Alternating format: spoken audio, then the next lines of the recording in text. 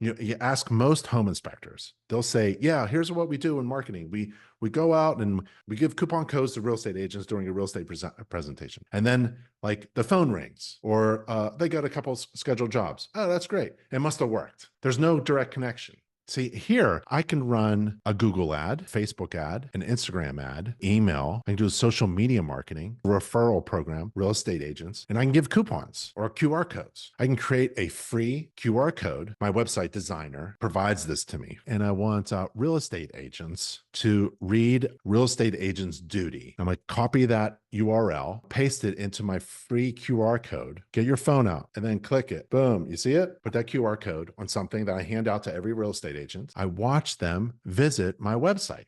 I can track. Are coupon discounts, are they working? Are they effective for my marketing strategy?